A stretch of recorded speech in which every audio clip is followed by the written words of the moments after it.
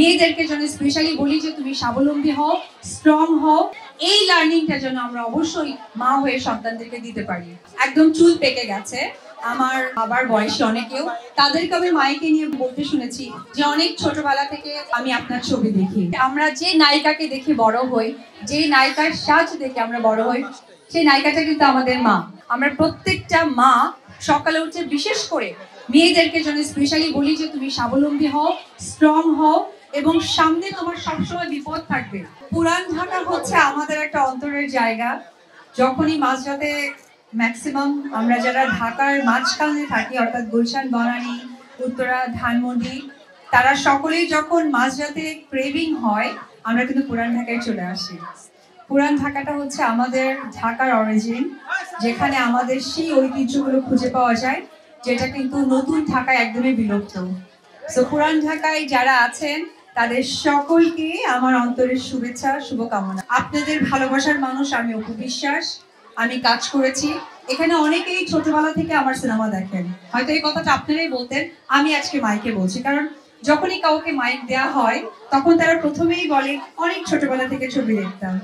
তো সেই বিষয়টা খুব আমি এনজয় করি, কারণ আমার কাজ দেখেছে, আমাকে চেনে, আমাকে তারা ভালোবাসে, এটাই আমার আর্টিস্ট হিসেবে প্রাপ্তি। কারণ আমার কাজ না দেখলে তো আমার সম্বন্ধে আপনারা জানতে পারতেন না। এখানে 4-5 জন ছেলে বাদ দিয়ে সবাই কিন্তু নারী এখানে অ্যাওয়ার্ড নিয়েছেন। আমি সবসময় একটি কথাই বলবো যে আমাদের নারীদেরকে নিজের পায়ে দাঁড়ানো উচিত। আমি মনে করি আমি যেমন একজন নারী, আমি একজন মা, আমি মনে করি আমি আপনাদের ভালোবাসার একজন অভিভাবক। সেই জায়গা থেকে আমি একটি বার্তা দিতে চাই যে আপনাদের ঘরে যে সন্তানটি আছে আজকে 1 বছরের মেয়ে সন্তান, অবশ্যই তাকে স্বাবলম্বী করবেন। কারণ স্বাবলম্বী করলে একজন মা বাবা হিসেবে আপনি নিশ্চিন্তে থাকতে পারবেন। কারণ আমরা জানি না কার ভাগ্য কি রকম, আসলে সেই মেয়েটা সুখী হতে পারবে কিনা বা তার সুখ খুঁজে পাবে কিনা। তো আমি মনে করি যে মেয়েদেরকে স্বাবলম্বী হওয়াটা ভীষণ ইম্পর্টেন্ট। সেটা ছোটবেলা থেকেই যদি আমরা মারা গড়ে তুলি বা পরিবার থেকে সেই মেন্টালিটি গড়ে তুলি, এটা আমাদের জন্য সবচেয়ে বড় একটা লার্ন হবে বাচ্চাদের জন্য। আমরা যেমন সকালে উঠে বলেই বাচ্চাকে স্কুলে পাঠাই, আমার মনে হয় আমরা প্রত্যেকটা মা সকালে উঠে বিশেষ করে মেয়েদেরকে যেন স্পেশালি বলি যে তুমি স্বাবলম্বী হও, স্ট্রং হও এবং সামনে তোমার সবসময় বিপদ থাকবে, সেখান থেকে নিজেকে সামনে এগিয়ে নিয়ে যাওয়া। এই লার্নিংটা যেন আমরা অবশ্যই মা হয়ে সন্তানদেরকে দিতে পারি, এটা আমাদের জন্য অবশ্যই প্রতিজ্ঞার একটি জায়গা হয়। আর পাশাপাশি ভেরি কংগ্রেচুলেশন, কারণ হয়তোবা এখানে অনেকেই যারা আজকে ট্রেনিং করেছেন, হয়তোবা কয়েকবার কোথাও ট্রেনিং করেছেন, হয়তোবা কেউ এখানে নতুন ট্রেনিং করেছেন। যারা নতুন করেছেন তাদের জন্য কংগ্রেচুলেশন, যারা করেছেন তাদের জন্য কংগ্রেচুলেশন। এই কারণে যে আপনারা ব্যবসায়িক জায়গা থেকে একটা মেয়ে নিজেকে স্ট্রং করছেন, স্বাবলম্বী করছেন। আমি নিজেও পার্লার ওনার, আর আমাদের মেয়েদের সবচেয়ে একটা বেনিফিট হচ্ছে আমাদের আইডল আমাদের মা। আমাদের মুখে আমরা যে নায়িকাকে দেখে বড় হই, যে নায়িকার সাজ দেখে আমরা বড় হই, সেই নায়িকাটা কিন্তু আমাদের মা।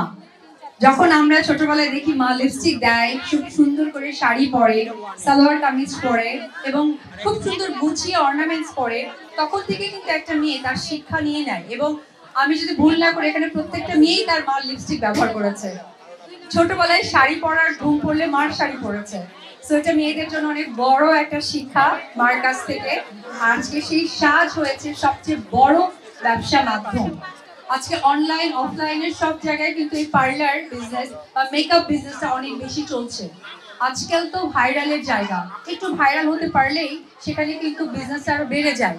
তবে আমি ভাইরালের ক্ষেত্রে একটি কথা বলবো, সেটা যেন পজিটিভ ভাইরাল হয়। কারণ সব শেষে আমাদের কিন্তু সম্মানটা পরিবারকেই বয়ে নিয়ে যেতে হয়, অন্য কাউকে না। আমার পাশে আমার খুব পছন্দের একটা ছোট বোন সিমরান, সে নিজে অনেক সুইট একটা নায়িকা, আসলে ওকে আমি সাংবাদিক বলবো না, একটা নায়িকা বলবো। যাই হোক, ও সুন্দর একটা কোয়েশ্চেন্স করেছে যে একটা মেয়ের মেকআপের প্রয়োজনীয়তা গুরুত্বটা কতটুকু। আমি মনে করব মেক আপ মানে কোনো জিনিসটাকে তৈরি করে আপ করে দেয়া মানে হচ্ছে উপরে উঠে দেওয়া। উপরে ওঠা মানে হচ্ছে নিজের কনফিডেন্সকে আরো কনফিডেন্স করা। যেমন আমি আজকে আপনাদের এখানে কিন্তু পুরো মেকআপ করে এসেছি, আর আমি ফিল করছি আমি একজন চিত্রনায়িকা, আমার পাশে আমি যাকে অ্যাওয়ার্ডটা দিব সে ফিল করবে অবশ্যই আমি একজন নায়িকার কাছ থেকে নিচ্ছি। যখন আমি বাসায় আমার সন্তান বা আমার ফ্যামিলি মেম্বারদের সাথে থাকে, নিশ্চয়ই আমি এরকম কাতান শাড়ি বা এরকম গেট আপ নিয়ে থাকি না। সুতরাং মেকআপ মানুষকে কনফিডেন্স বাড়ায়। আর আমার পাশেই জামির স্বপ্ন, উনি একজন মেল মেকআপ আর্টিস্ট। তো তার গুরুত্ব আমি এই কারণে বলবো, আমাদের লাইফের প্রত্যেকটা জায়গায় শুধু মেকআপ আর্টিস্ট দিয়ে নয়, আপনি খেয়াল করে দেখবেন যে একজন মেকআপ আর্টিস্ট, একজন শেফ, ইংলিশে শেফ বলে বা যেটাকে রাঁধুনি বলা হয়, তারাও কিন্তু অনেক সময় ছেলেরা থাকে। আর সবচেয়ে বড় ছেলে হচ্ছে আমাদের বাবা। বাবা যখন তার মেয়েদেরকে অনেক বেশি ইন্সপায়ার করে যে তুমি এগিয়ে যাবা, তখন 2 পা বেশি যেতে ইচ্ছে করে। তারপরে আসে তাদের স্বামী, যখন বলে যে তুমি আরো পারবে, তখন কনফিডেন্সটা অনেক বেশি দৃঢ় হয়। আর যদি ছেলে সন্তান বলে, তখন তো আসলে সেটা খুব শক্তপোক্ত জায়গায় স্ট্রংই থাকে। সুতরাং মেয়েদের জীবনেও কিন্তু ছেলেদের ভূমিকাটা অনেক বেশি। যেমনটা আজকে জামির স্বপ্নের মাধ্যমে প্রত্যেকটা মেয়েই আজকে মেকআপ ক্লাসটা করেছে। সারা দেশ থেকে এসেছে, সেটা আমি আগেই বলে দিয়েছি যে এমনও আছে যে একদম চুল পেকে গেছে। আমার বাবার বয়সী অনেকেও, তাদেরকে আমি মাইকে নিয়ে বলতে শুনেছি যে অনেক ছোটবেলা থেকে আমি আপনার ছবি দেখি। তখন খুব এনজয় করতে ইচ্ছে করে, কারণ ওনার যখন 19 বছর পেছনে, তখন তো উনি ইয়াং ছিলেন, কিন্তু তখন আমি হয়তো আমার ক্যারিয়ার শুরু করেছি। উনি তখন ওটা সিনেমাটা দেখেছেন, আনন্দ পেয়েছেন, এবং সেটাই 19 বছর পর উনি প্লে করছেন যে অনেক ছোটবেলা থেকে দেখছি। সো আই রেসপেক্ট ঢাকার বাইরে দূর দূরান্ত থেকে যে আপুরা এসেছেন বা ভাইয়ারা এসেছেন, আমি আপনাদেরকে আমার অন্তর থেকে সম্মান জানাই, রেসপেক্ট জানাই, সালাম জানাই যে আমাকে ভালোবেসে আপনারা এসেছেন। তার বিনিময়ে আপনারা কিছু শিক্ষা নিয়েছেন, আপনাদেরকে কাছাকাছি আমি পেয়েছি, ভীষণ ভালো লেগেছে। আমি জানি মানিক ভাই সদর বড় ভাই আমার, যিনি আমাকে ইন্ডাস্ট্রিতে কোটি টাকার কাবিনের মতো সিনেমার নায়িকা বানিয়েছেন, সলো নায়িকা। পাশাপাশি সেই সিনেমায় যে আর্টিস্টগুলো ছিলেন আমার এটা, এবং সর্বপ্রথম ধন্যবাদ জানাবো দীপজল ভাইকে। উনি আমাকে চিন্তা করেছেন এবং মানিক ভাই পরিপূর্ণতা দিয়েছেন, এবং ওই সমস্ত আর্টিস্ট আমাকে অ্যাকসেপ্ট করেছেন। তবে মানিক ভাই অসুস্থ, এবং গতকালকে ওনার একটা হার্টের সার্জারি হয়েছে। আমি ওনার খোঁজ নিয়েছি, কারণ উনি আমার পরিবারের একজন, উনি ছাড়া আমি উপবিশ্বাস হতে পারতাম না। আর আজকে মাইকটা হাতে এবং আপনারা ক্যামেরা সকলে আছেন, আমি বাংলাদেশের প্রত্যেকটা মানুষের কাছে চাই যে আমার এফআই মানিক ভাইয়া, অর্থাৎ কোটি টাকার কাবিনের যে ডিরেক্টর, তার জন্য আপনারা সকলে দোয়া করবেন।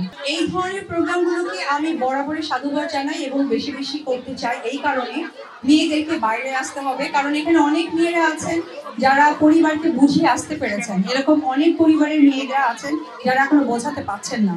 সো এই প্রোগ্রামগুলো দেখার পরে আমার মনে হয় এখন সকলের কাছে মোবাইল আছে এবং সোশ্যাল মিডিয়ার জায়গা, তো সকলেই খুব দ্রুত এই নিউজগুলো কাছে পায়, এবং সেই মেয়েগুলো কিন্তু বাইরে আসতে পারবে, স্বাবলম্বী হতে পারবে। আমি এই প্রোগ্রামগুলো যারা করেন, অর্গানাইজ করেন, আমি তাদেরকে সত্যিই বলবো যে খুব সুন্দর একটা উদ্যোগ, এবং এটা বারবার হওয়া উচিত।